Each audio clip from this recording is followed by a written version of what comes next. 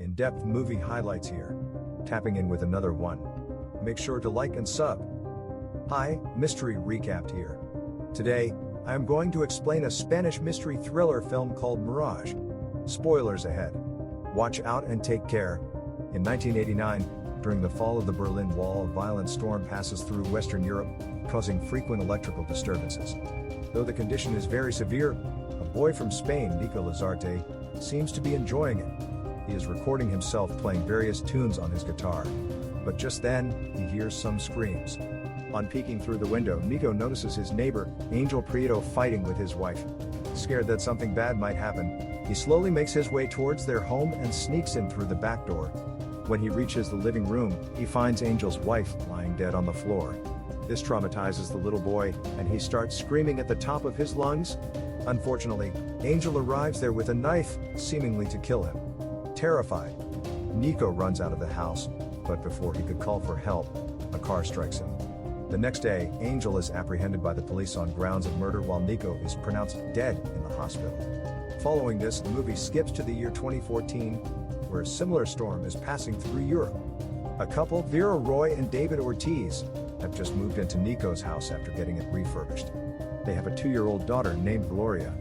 Vera is a nurse by profession, while David is a banker. The latter is often away on business trips, but he appears to love his family a lot. One evening, while the couple is clearing out the storeroom, they come across Nico's old television set and camera. They also find a collection of tapes, which piques their curiosity. So, David assembles the vintage devices and finds out that they still work. Most of the tapes are of Nico practicing his guitar and enjoying time with his mom. But right then, something strange happens. The TV starts broadcasting live about the fall of the Berlin Wall. This is the same news that Nico and his mom watched in the year 1989. The following day, the couple invites their neighbors, Aitor and his mom, Clara, for dinner. Vera explains that their television unexpectedly broadcasted some news from 1989, but of course, no one believes her. To change the topic, David talks about the boy in the videotapes, and Aitor immediately recognizes him. He reveals that the boy was his best friend, Nico, who died in the year 1989. Aitor then starts explaining the entire story about how Nico discovered his neighbor committing a murder, and how he was killed while trying to flee. For some reason, Clara is pretty anxious throughout the story. It is obvious that she is hiding something. After the guests are gone, David conducts some research on Nico. Through an article, he finds out that Angel committed the unthinkable only 3 months into his sentence. However, before he died, he confessed that he was going to bury his wife's remains inside his workshop. That night the weather gets even worse, and it starts thundering. Vera, who is sleeping peacefully, is suddenly awakened by a noise coming from the living room. Scared, she slowly proceeds there, only to find the old television showing the same news from 1989. Vera tries to turn it off, but at the same time Nico appears with his guitar. This is the exact moment he was trying to record himself as shown in the first scene. At this point, Vera can't really comprehend what's happening. She tries walking away to call her husband, but just then Nico, from the other end of the television, notices her. He is equally shocked to see someone inside his video camera. Nonetheless, he says hello and asks Vera if she can hear him. The latter, in a scared tone, says yes, and with this, they start talking. At first, Vera tries to make him understand that she's from the year 2014, but he thinks she's joking.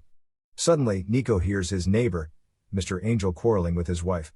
Vera, having heard the entire story from Aitor, knows that something bad is about to happen. So, she pleads with Nico to not leave the house. She even reveals that he will die if he chooses to enter Mr. Angel's home. Despite the warnings, Nico leaves his house and eventually finds out about the murder. However, since Vera delayed him for a while, he doesn't get hit by the car, and hence, his life is saved. On the other hand, a confused Vera decides to forget everything and go to sleep. She hopes that everything she witnessed was merely a nightmare. But little did she know that the strange encounter with Nico was only the beginning of something brutal. The next morning, surprisingly, she wakes up in her hospital, with no recollection of how she got there. Just then, one of her colleagues approaches her and says, "We are waiting for you." Thinking that she simply dozed off due to fatigue, Vera heads to the operation theater, only to learn that everything has changed. For some reason, the main doctor keeps acting like a nurse, and all the staff in the room address Vera as doctor. The latter tries to assert that she is simply a nurse, but everyone thinks she is joking. This makes Vera assume that she is hallucinating, so she storms out of the room to calm herself down. Shortly after, She reaches her daughter Gloria's school to pick her up. However, all the students claim that they don't have a friend by that name. Scared, she rushes to her husband, David's office and tries explaining about their daughter's disappearance. But surprisingly, even he doesn't recognize her. Left with no options, she heads to the police station and pleads for help. A young officer takes her case and asks her several questions. Vera explains everything that has led to this day, including the strange TV.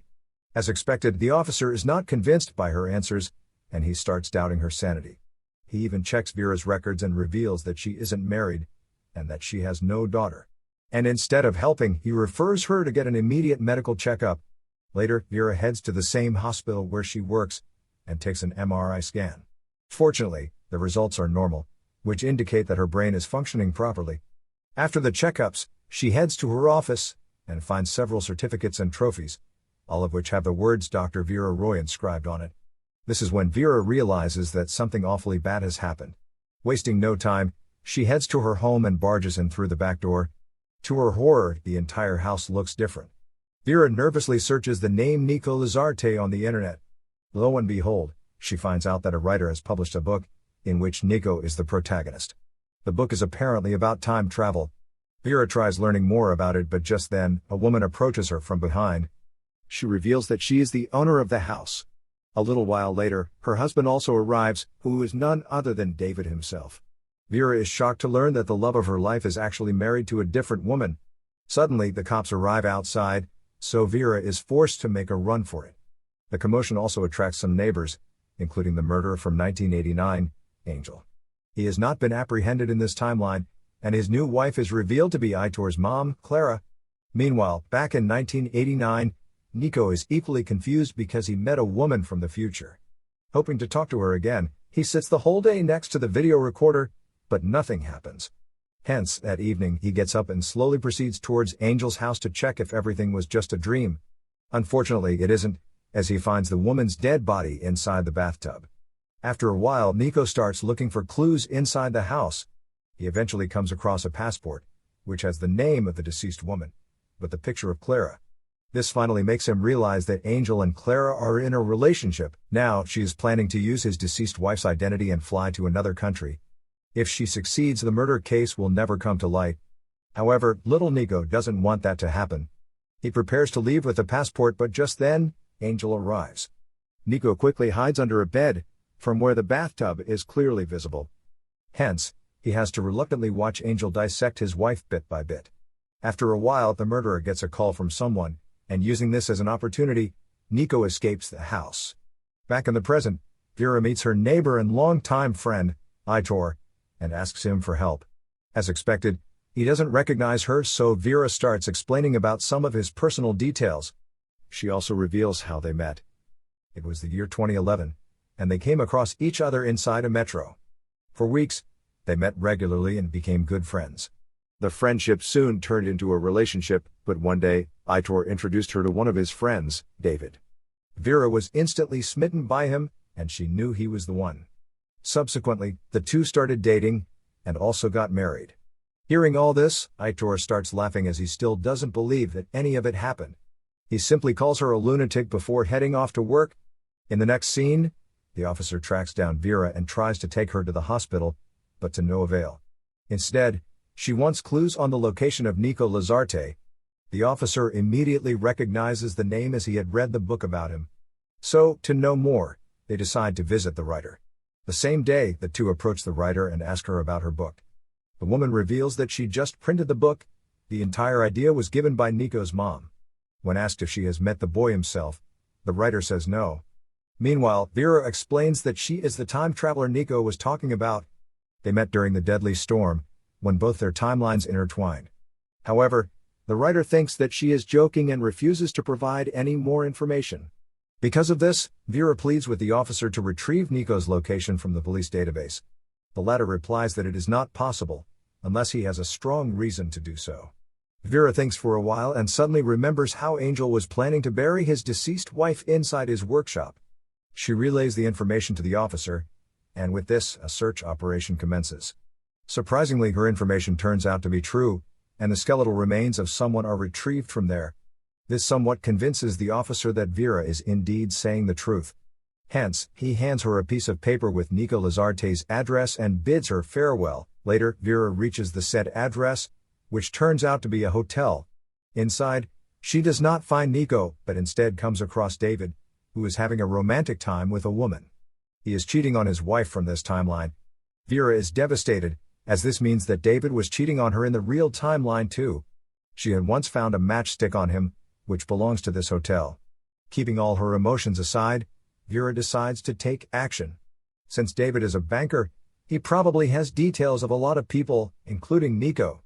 Hence, she blackmails him into finding the information, or else she will expose him to his wife. Reluctantly, David complies, and he finally tracks down Nico Lazarte. On the other hand, after the skeletal remains are found, Angel and his new wife, Clara, are arrested. They are brought to the interrogation room where the same officer arrives to ask them questions. Following this, the movie flashes back to the year 1989, on the night where it all transpired. Angel is seen getting intimate with Clara when his current wife walks in on him. Enraged, the latter grabs a knife and starts swinging it at the two. She is close to killing Clara, but unfortunately, Angel intervenes and the knife accidentally goes through her own stomach. She is then thrown down the stairs, effectively ending her life. Back in the present, the officer asks Angel why he killed his ex-wife, but gets no answer. This is when he reveals something shocking. He explains that right after the incident, Nico went to the police station and reported everything. However, the record showed something different. Angel's wife was actually in Paris, and her flight details were also verified by the authorities. As a result, Nico was declared as a lunatic, and his mother had to take him away from the city. From that day onwards, the boy spent the rest of his life in confusion. But he knew that after some years, he would eventually meet the woman from the future. So, Nico waited and waited. We are then shown a time-lapse of him growing up. 22 years pass by and an adult Nico is revealed to be none other than the officer. One day, he finally saw her inside a metro and approached her. Meanwhile, Vera goes to Nico's address and finally finds him. She is shocked to learn that he is the same officer she has been in contact with. At this point, the storm has again resurfaced. Nico reveals that he wanted to tell her everything, but couldn't, as her mind was already confused and fragile. So, bit by bit, he gave her clues, which finally led her to him. Nico then explains that after he approached her at the metro station, they became good friends. Then, they got close to one another and eventually started dating. At last, they also got married and started living a happy life. Nico always wanted to ask her about that stormy night when they met, but he didn't want to jeopardize their relationship. Hence, he concealed the truth to himself. Hearing all this, Vera is brought to tears, but she still does not want to live in this timeline. She is ready to do anything to meet her daughter again. Following this, we finally get to know how the timelines were altered. In the original 2014 timeline, when Vera saw 1989 Nico and saved him from his impending death, it started a chain of reactions. Since Nico never died, he became obsessed with finding the time traveler. After 22 long years, he finally met her and started a romantic affair with her. Because of this, Vera never met Aitor or his friend David. This means that she never got married or had a daughter. As everything flashes right before her eyes, Vera begs Nico to help her get to his timeline, but the latter doesn't want to let her go. So, with no options left, she commits the unthinkable. Now, to bring her back, Nico is forced to take action. Wasting no time, he breaks into his former house and brings out the television and video camera. As the storm continues brewing, Nico connects the device and finds his 1989 self on the other end. He then tells the boy everything and asks for his help. In the next scene, Vera wakes up in her house, disoriented and confused. However, when she turns out, she is relieved to find David beside her. She then rushes to the other room and finally reunites with her daughter. It turns out Nico sorted everything out in the other timeline. He knew that the love of his life would never return, but the most important thing to him was her happiness. The movie ends as Vera again discloses the location where Angel hid his ex-wife's remains. As the police check the area, Vera comes across Nico. Surprisingly, he doesn't recognize her anymore. Don't forget to like and sub for more in-depth movie highlights.